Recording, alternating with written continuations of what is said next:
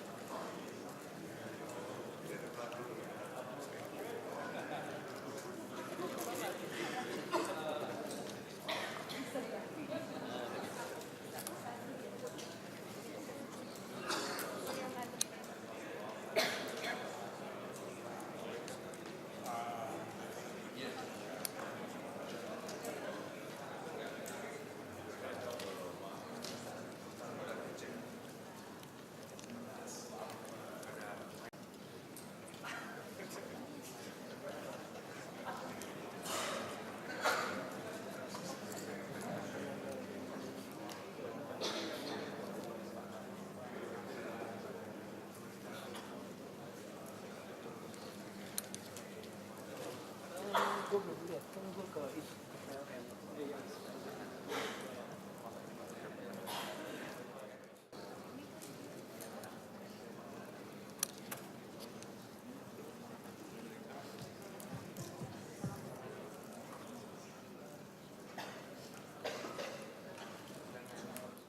You all of our yes in growing global market with customer.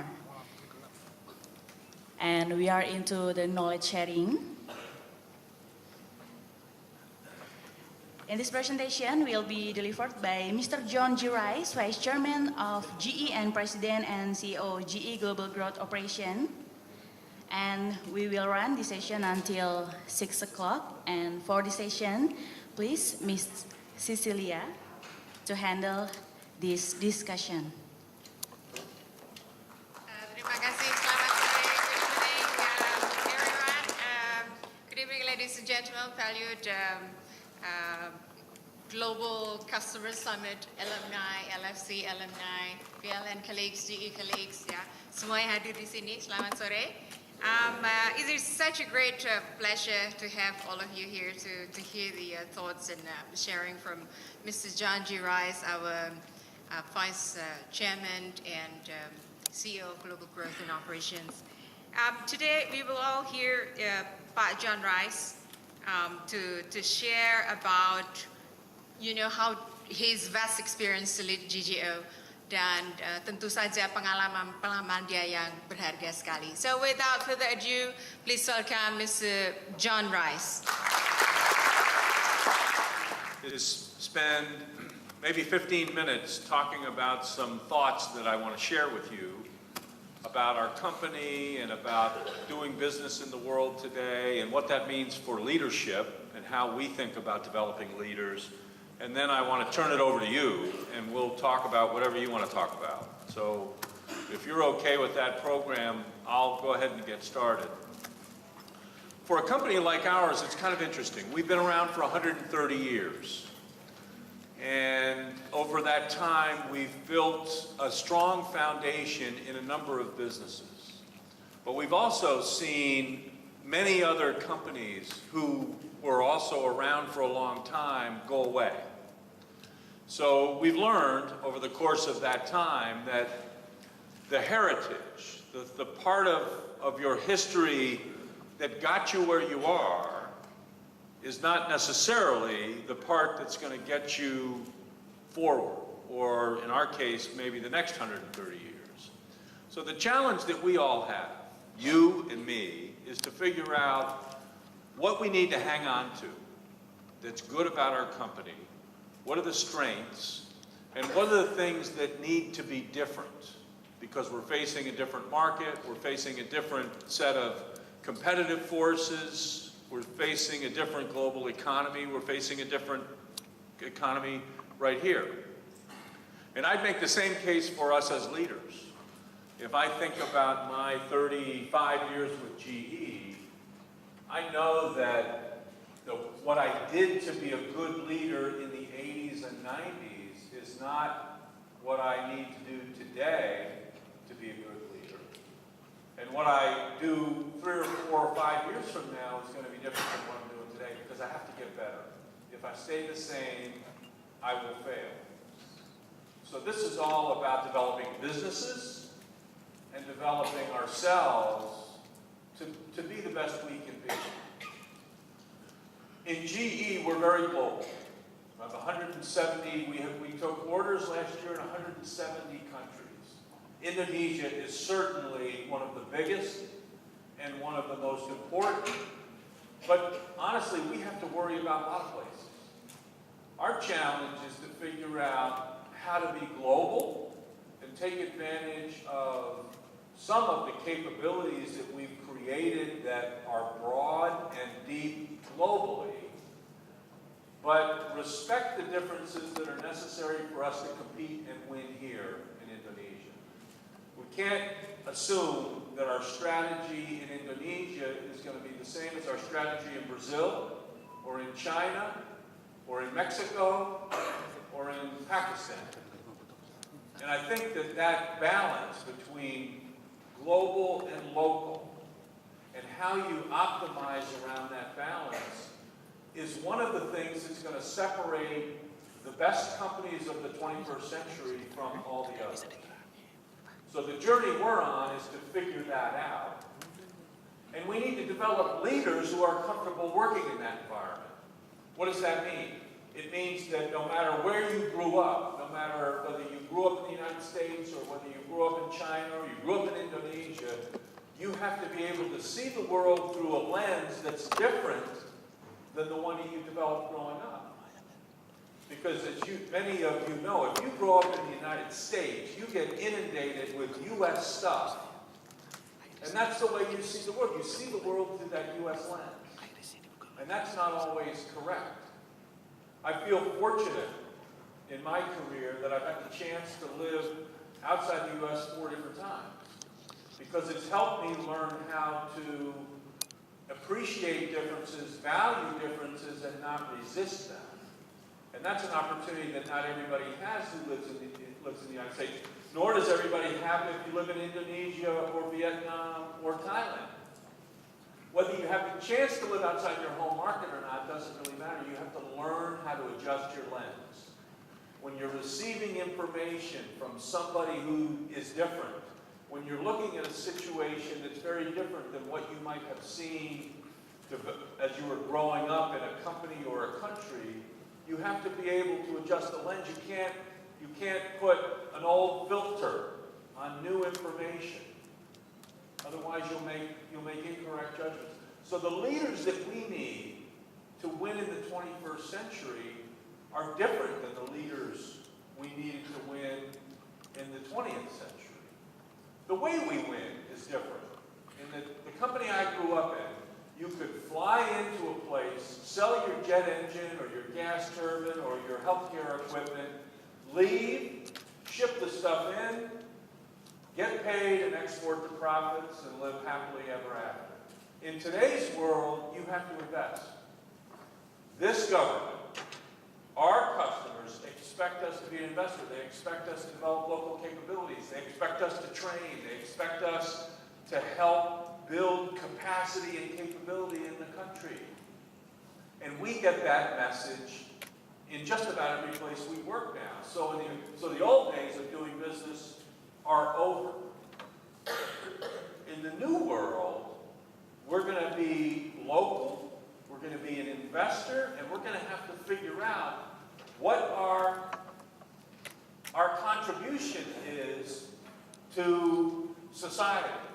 And if we're not making one, we're going to be on the outside looking in. How are you? Nice to see you. Yeah. So that's one of the differences. Doing business today versus doing business, 10 or 15 or 20 years ago. We have to be different. We have to be local. And we need leaders who can adjust to that. We have to work in a global matrix. We have to, most of our GE leaders report to several different people. If you're in finance, you report up through the finance community. If you're in finance in Indonesia, you report in through the country community. And if you're in a business, you report in through the business. And you might have all three of those reporting responsibilities. So if you're a leader who thinks you can get by with just saluting one master, that world doesn't work anymore. We live in a world where teams are what count, not individuals. So no matter, I grew up in a company where I thought if I got my job, if I got the job I have now, if I was a vice chairman at GE, the world would be great. I'd get to sit around in a big office and give orders, and everybody would run around doing exactly what I told them to do, and nothing would be more relaxing and more convenient and more restful. I had no clue that I'd be working as hard as I am. I had no clue that I would understand as much as I do about the importance of teams. Business is not about individuals. It's about teams. There's no one individual in GE that makes all the decisions. There are thousands of people that make decisions every day which determine our results and our success or failure with our companies. They don't make the decisions in isolation. They make them as part of teams. So one of the things we look for when we recruit people now are individuals who have shown their ability to work successfully with teams. Because that's what you're going to have to do. If you're only good at being an individual contributor, then you're not going to be successful in our world, and I would argue the world of most companies. So the challenge we have is to find the people who will operate in that environment and then develop them. Because one of the things that I love about the company I work for and the companies that you work for, because the fact that you're here says that they support the same thing that we support, which is continuous learning. Like I said before, I have to be better yesterday. I have to be better tomorrow than I was yesterday. I'm going to have to be better 5 years from now than I was 5 years ago. And I can't do that if I'm not part of a learning culture. I can't do that if I'm not part of a company that wants to get better, that wants to try new things, that wants to learn from our mistakes. Sometimes I get asked what keeps me at GE after 35 years, and there are 3 reasons that I'm here after 35 years. And hopefully for a little while longer, but you can ask Jeff that question when you see him, and you see him next. First is that I get to learn. I have an opportunity to learn every day. So I get out of bed, and I know that at the end of the day, I'm going to be a little bit smarter than when I got up. And I like that. I want to be part of a learning order. I never want to get to the point in my life when I felt like I had to stop learning, or I wasn't working in an environment that would allow me to learn. So being part of a learning organization, for me, counts a lot. The second thing is the ability to work with good people. No matter what your title is, no matter what you get paid, forget about all that other stuff. If you don't like the people you work with, then work is torture. And I like the people I work with. I like the customers and the partners that we have globally. I think they value the kind of company we are, the way we want to work with openness and transparency and try to do the right thing. That's a crowd of people that I want to work with and for. And then the third thing is we get to do stuff that matters. So you're going to work hard no matter what you do, right? And I think all of you, no matter what company you work for, have to decide your own reasons for staying where you are. And sometimes, you start out your careers, it's a paycheck at the beginning, and the size of the paycheck. Over time, the importance of the paycheck diminishes, and what takes over is some of the other stuff we're talking about. But if you're going to work hard, you want to do stuff that matters. You work for companies that matter. They matter in Indonesia, and they matter beyond Indonesia. I work for a company that matters too. And I figure I'm going to work hard no matter who I work for. So I might as well work for a company that does stuff that people care about, that can actually make changes in the markets that we operate in and change people's lives. I mean, I like the fact that we can find lower cost ways to produce electricity or extract minerals or gas or oil or fly people more safely using engines that are quieter and less invasive for the environment, or healthcare, work that we can do to help people live better lives. I like that. So for me, the opportunity to work for another company might not be as attractive because they might not be working on things that are as important as the stuff that we work on collectively together, because we don't do that by ourselves. We do it through all of you. And I think it's really important for people, no matter where they are in their career, to understand exactly why they're doing what they do. Life's short in a way. You have only one to live. You have a certain amount of time you're going to be working over the course of that life. Why not do stuff that matters with people that you want to be with in an environment that lets you learn and develop and get better all the time? When you look at the world, when you look at the needs of Indonesia and the challenges that the world faces in terms of wealth disparity and making people's lives better, companies like ours, all the companies represented here in this room, are part of the solution to that in our own way. And I think that's a really important responsibility to have.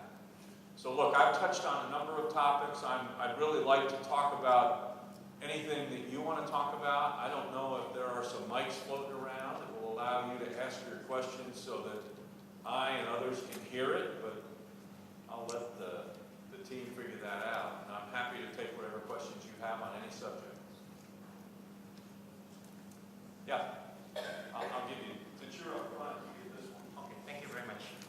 Since that we have a chance for me to ask a question. There are two questions I'd like to ask you. The first one is about the people who is entering the GE in order to get, in order that he can adapt to the environment you said just now.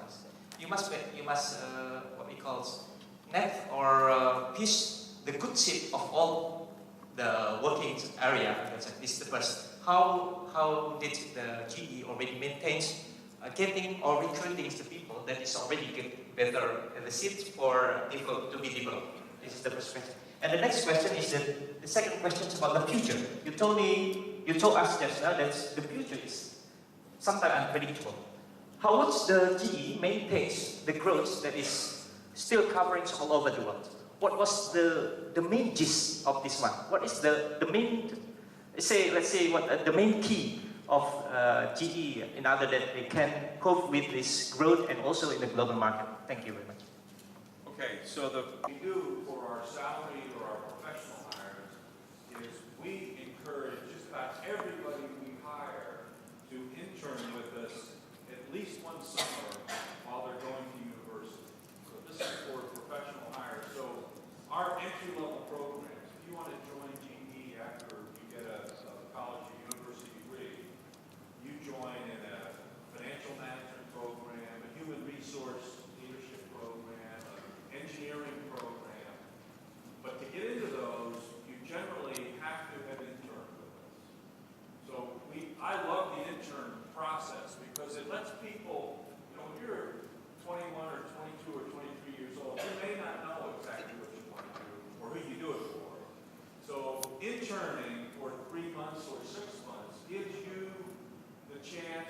test drive a company and gives the company a chance to evaluate you, and then at the end of that, they can decide if they want to offer you a job or not. So just about everybody who's hired into our entry-level programs has interned with us, a short 3-month or 4-month or 6-month assignment while they're in school during a summer break, usually, at least one time. And I think that helps create a better set of choices. So we make better decisions about who we hire, and people make better decisions about whether they want to work for us. You know, not every company is good for everyone. The second question you asked with respect to growth is in a way very, it's equally fundamental.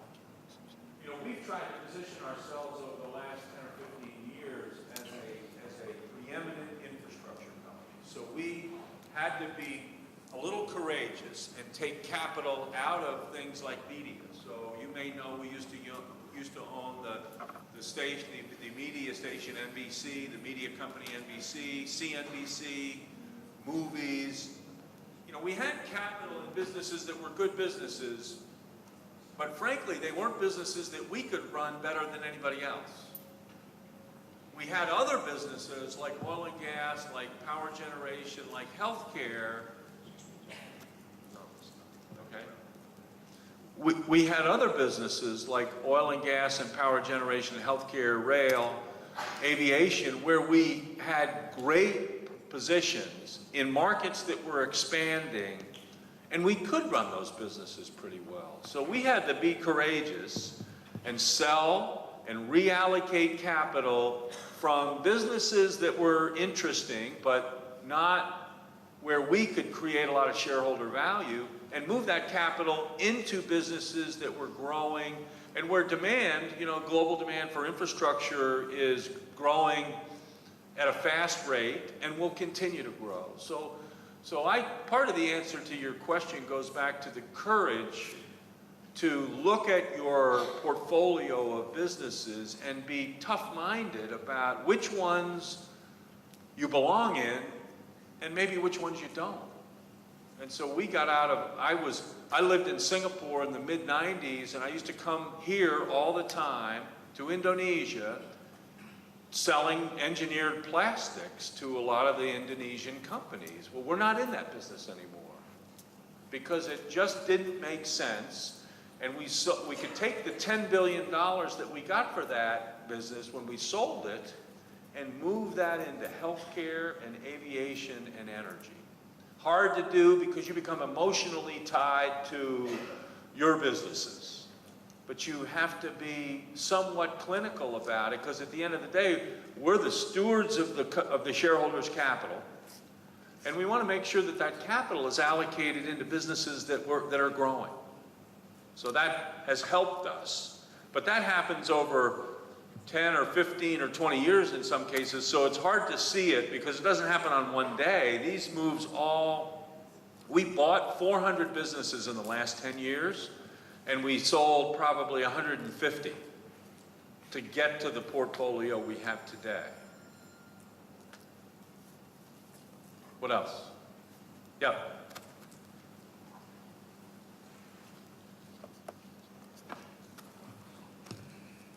Thank you. My name is Eric from Indonesia Power. You said growing global markets with customers. Since Indonesia Power is your customers, and we are in stage of thinking about using the non-OEM materials. What is GE's attitude regarding this situation? Thank you. We hate that idea.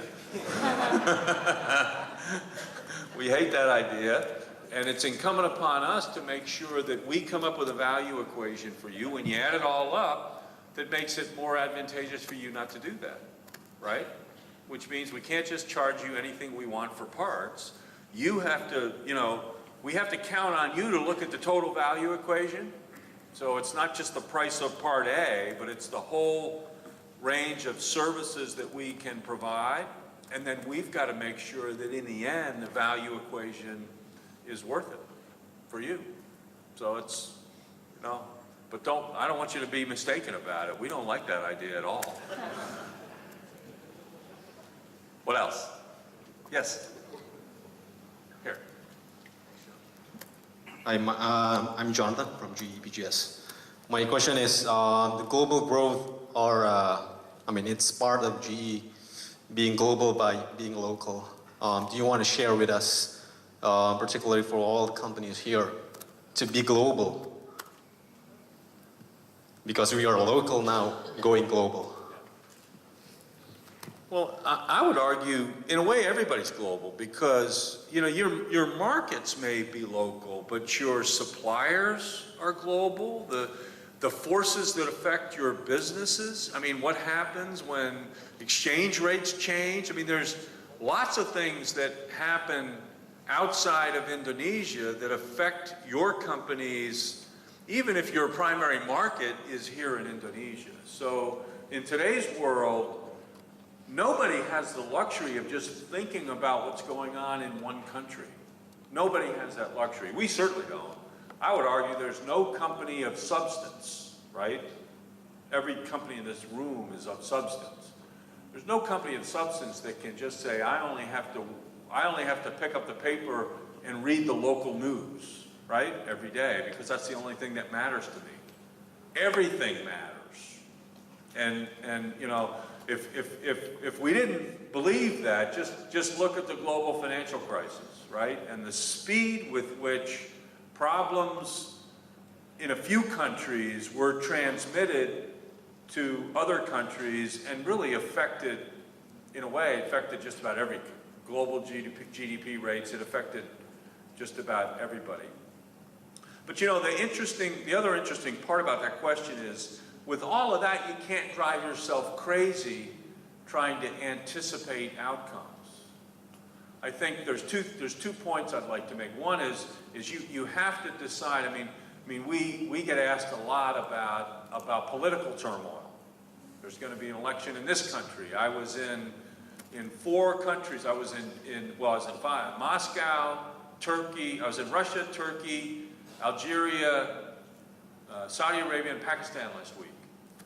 And in 3 of the 5 countries, there's either a new government in Pakistan or 2 elections in Algeria and in Turkey this year. There's an election in Indonesia this year, 2 elections, right? There are elections all over we have to be organized to exist to support the current government priorities and ready to support the next government priorities. We can't spend a lot of time trying to analyze what's going to happen because we're not really equipped to do that. So we can't try to anticipate things that are impossible for us to anticipate. The other thing about being a good global company in today's world is you can't react to the headlines because the story on the ground is almost always different. And I go to 50 countries a year, and so I try to have an informed view of what's really happening.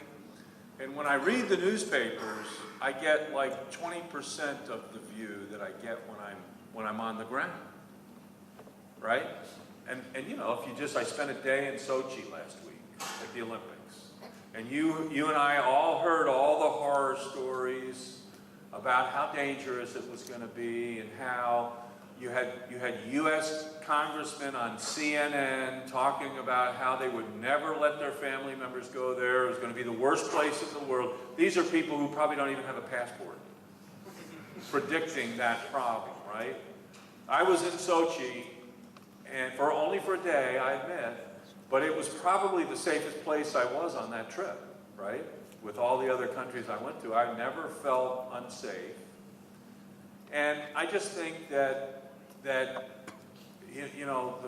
news media today changes the way you view places, and you've got to be big enough to get past the headlines, right? You've got to be big enough to get to make your own decisions. I write a blog every week, and this week I talked about this point, and I said, the other thing about it, people are criticizing the amount of money that the Russians spent for the Olympics. You know, $50 billion.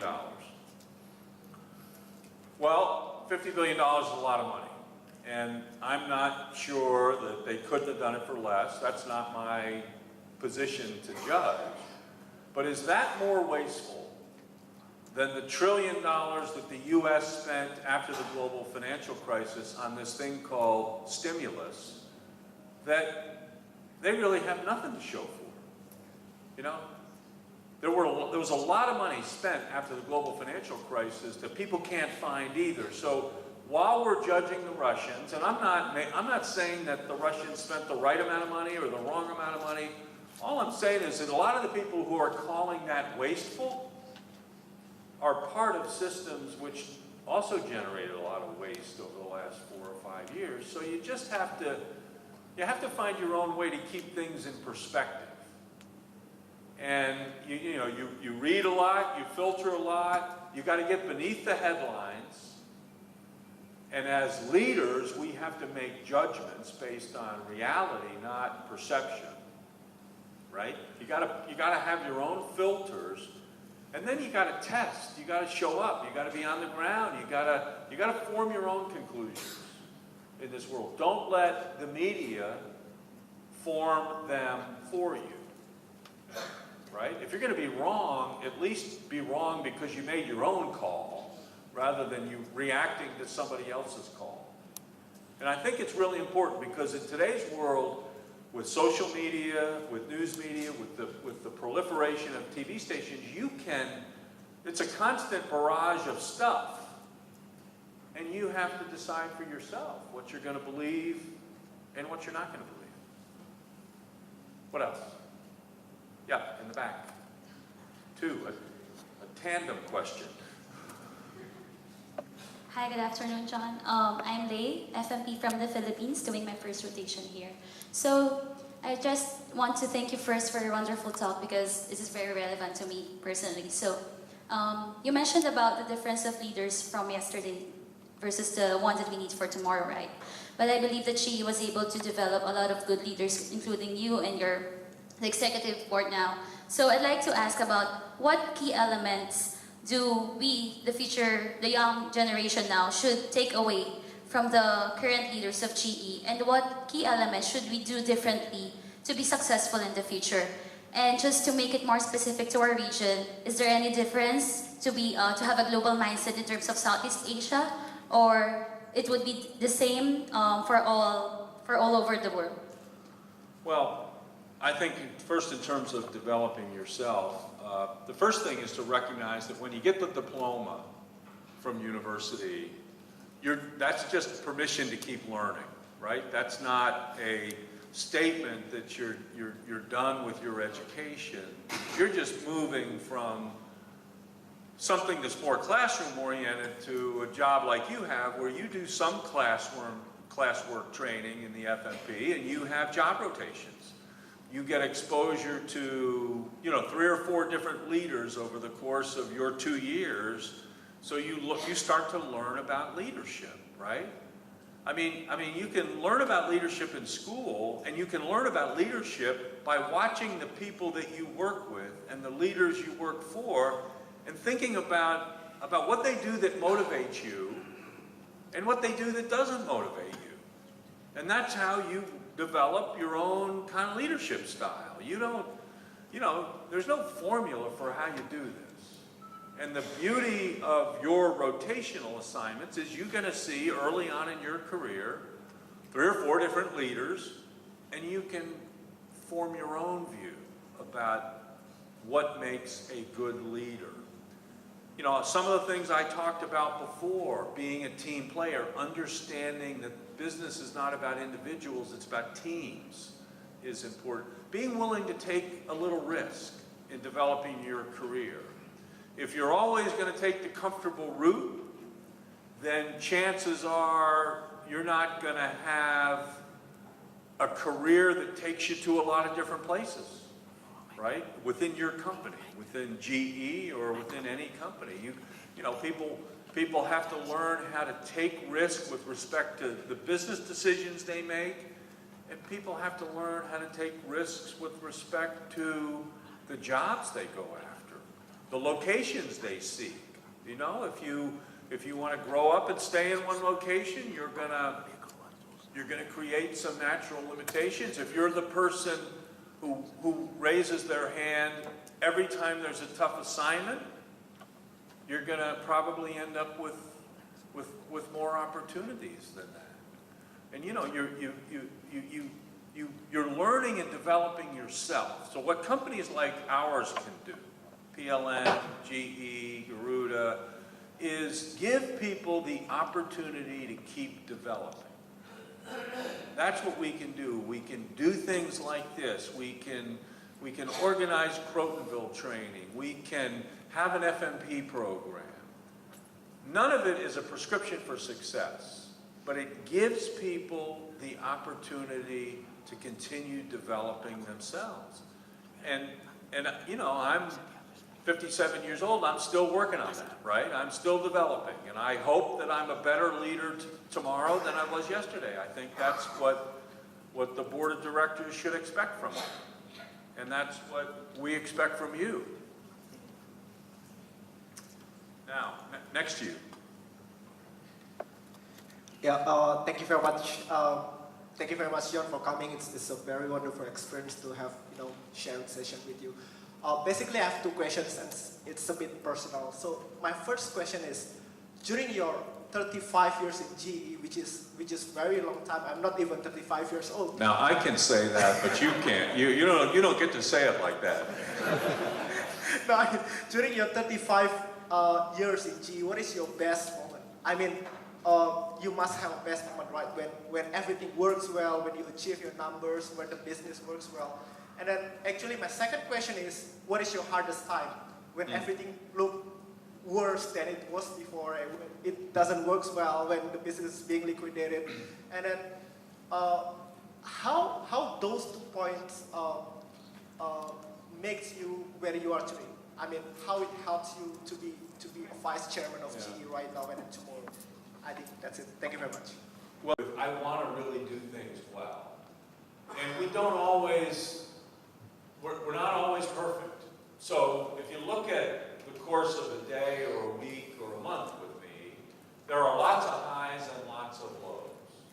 There are lots of times to feel really good about things, and lots of times to think, you know, holy, how could we do this? Or how could I do this? Why didn't I see that sooner, right? That's what I think about a lot. And I think the thing to remember is that you're never, in leadership and in business, I think, you're never as good as people say you are on your best day, or as bad as people say you are on your worst day, right? It's always something in between. And you can see when there are lots of accolades, people begin to believe their press, and I think that's a very bad thing. I've always tried to be objective with how I evaluate myself and my company. And I don't lose a lot of sleep over it when we do something or I do something and I'm heavily criticized. I mean, occasionally you make mistakes. So I think the point is, there isn't one high or one low. There's a series of them. But as a leader, you have to find a band in the middle. You can't overreact to the accolades and overreact to the valleys, right? When you want, you have to be the one that steadies the ship, that you don't let people get to feel so good about themselves that they forget that there are still maybe some customers that we're not taking care of, right? And when there's a problem, if you're the leader, you've got to be part of the solution. So the worst thing from a leadership perspective for me is to have a leader who doesn't understand that their role is to be part of the solution if there's a problem, that just bangs the table and demands that the team come in with the answer and doesn't realize that they have to be part of the way that that solution is created. The team wants to know that when it's a really tough situation, that the leader's right there next to them. And if you're waiting in the big office, sitting around for the answer, then they'll remember that the next time. What else? Yeah. Get the back row going. Hello, thank you for this very good chance. Okay, my name is Niklas from GOF. I have a question about nowadays GE is growing and GE grows in developing countries where sometimes corruption also grows very high, and sometimes it also harm our businesses. How GE manage this, and how GE can take over this kind of situation and put integrity in the very first place. Okay, thank you. Well, we have a reputation, I think, as a company for doing things the right way. We operate in environments where sometimes people play by different rules, and we have to make it very clear to our customers, to our partners, to the governments, to the bureaucracies, to our own people, that we're only going to do this one way. And I think that we've been pretty effective at that over the years. I also think that this is becoming more of an advantage for us. I think 20 or 30 years ago, when we showed up with our view of how this should work, there were some people that didn't want us to bid. They didn't want us part of the tendering process because they knew the way we were going to play the game. Today, I think more and more senior leaders in government, in businesses, want companies like ours. We're not the only one that operates this way. But they want companies like ours because they realize how much of a drain improper business practices are to what we're trying to accomplish. You know, if we're really trying to do good stuff for the citizens of Indonesia, or the citizens of India, or the citizens of China, or the citizens of Brazil, or the citizens of Mexico, or the citizens in the United States, then corruption or inappropriate business practices are just a drain from that. And I think a lot of people get it today.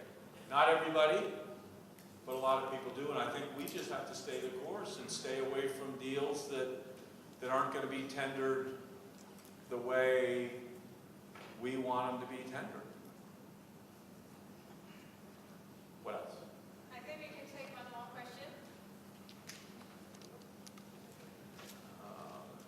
The famous last question. Yeah. Is there one more? Okay. Yep. Yeah. Thank you. Oh, we have two last questions. Okay. Okay. I'll be fast. Thank you for the opportunities. My name is Wahid from Icon Plus. I would like to ask you, how can you improve your daily visions every day in terms of to be a good leader? How can I'm sorry, I missed the first part of that question. How can I improve? Well, a couple ways. First of all, pay attention to the people around you. You know, they will signal, if not tell you outright, when your behaviors as a leader have been constructive or not. I think as a leader, you want people on your leadership team. Not everybody will do this, but you always need some people who will come in and shut the door and say, look, this was a real mistake, or this was a bad decision, and it needs to be fixed. So when I look at a leadership team, my own or the ones for the people that work for me, I want to see people on that team who will be direct and tell the truth about the good things and the not so good things. Because you got to get feedback. Leaders have to get feedback too. And that's hard. It's hard to give your leader constructive criticism. I do it with Jeff Immel. I pick my spots, but I go in and I tell him exactly what I think. If I think we've made a bad decision, I think he pays me to do that. I think it's my obligation. And as a leader, you have to make sure that there's opportunities for people to do that. So you have to solicit feedback about your performance. And as a leader, that's harder to do. And it's as the people who work for you expect feedback from you, they find it more difficult to give you feedback, but you have to get it from them. And you have to find ways to attract it. If you do that, they'll tell you what behaviors you have that are motivating and what behaviors you have that make them think about working for another company, right? Now there's times when you have to be tough. There's times when you have to fire people. There's times when there's a bad fit, you have to make a change. So, you know, wanting feedback is not an excuse for not taking on, it can't be an excuse for taking on the tough actions, right? I don't care so much about being liked as a leader. I want to be respected. But at the end of the day, I have to do what's right for the company. And I think that the people that work with me understand that no matter what I do, whether it's an easy thing or a hard thing or a tough action with respect to an employee, my interests are aligned with the company's interests, our shareholders' interests, and our customers' interests. One more question.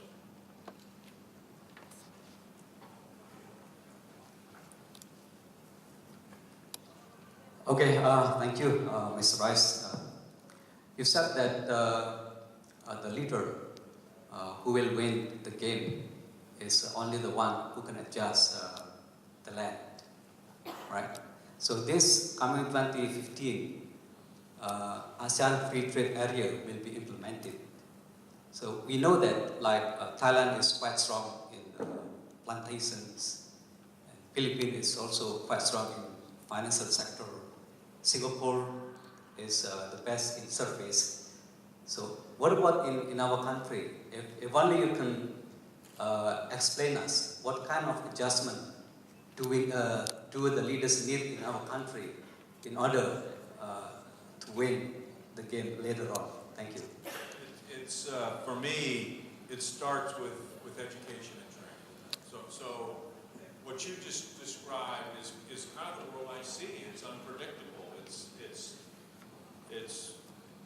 It's not always clear who the winners and losers are going to be and where they're going to be. So you can't make people feel comfortable. But what you can do is focus on education and training and development. Because it's almost like you are trying to create the best athletes. You know, the work that I'm doing now is not work that I was trained, that I left school trained. And I've done lots of things in between when I graduated from school and now. And I have to be adaptable and flexible. I have to learn in different situations. I was lucky to be developed. I was on the FMP program that young lady made reference to, and I did other things to develop myself. And the company gave me the chance to develop. It's what we were talking about before. So for me, if you're looking at a world where there's going to be more competition and some resources are going to be reallocated, you focus on education. You want the best trained people who are adaptable and flexible and agile. And they're the ones that join the companies, and then companies have to take on this responsibility for themselves. And that's why we put so much effort into Crotonville. That's why we spend $1 billion a year training and developing people all over the world. We work with our customers and partners because they're in the same situation we're in. Because our goal is to have a level playing field. We want a level playing field, and then we're going to compete, and we're going to win or we're going to lose, but it's a fair competition.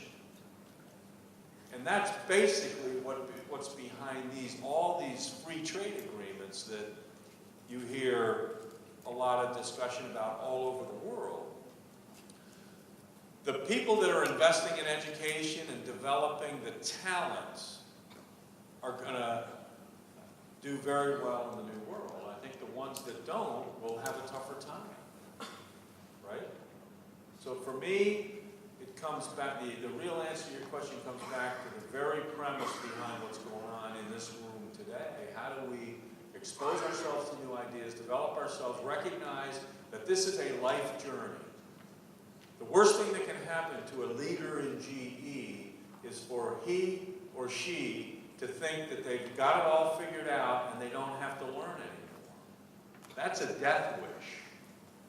I think it's the same for a company, it's the same for a country, and I think if the answer is raise the walls, build the tariff barriers, you know, insulate yourself from this global economy, that's an even worse outcome. That's an even worse, because that's a slide that has only one direction, in my view. So I think that I've done the two last questions, the last question and the last question. Thank you very much. Thank you. Indeed, very much. Thanks very much. Thank you very much, John. Indeed, very inspiring, and thank you very much for your thoughts, inspiring indeed. And certainly there's a lot of takeaways from Pak John. Learn every day, take that risk, solicit, your own feedback for your own performance and build on that. So thank you very much, Pak John. Now, while Pak Nur Pamuzi is here, may we have two words from you, Pak?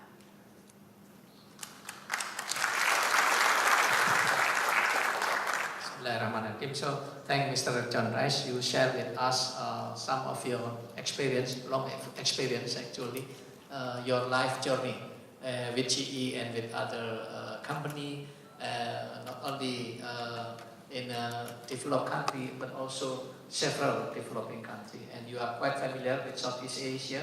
And so your share with us really beneficial for us. And I hope it creates some kind of motivation for all us to develop ourselves and to motivate us to keep to the learning, just to develop ourselves.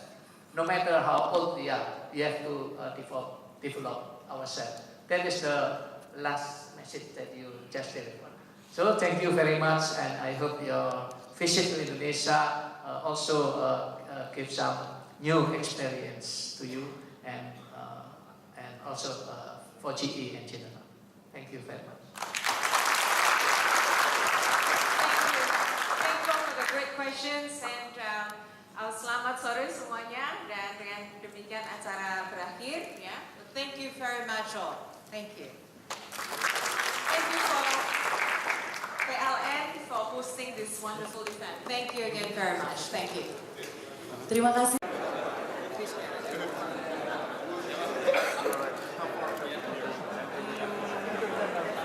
Jakarta, 500 kilometers.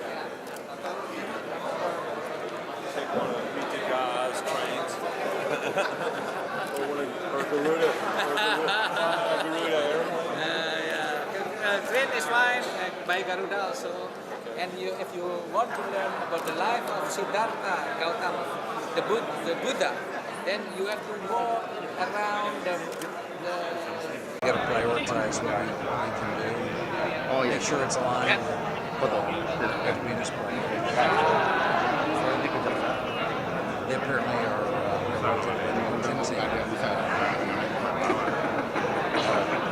structure the downstream side and choose partners. So John's going to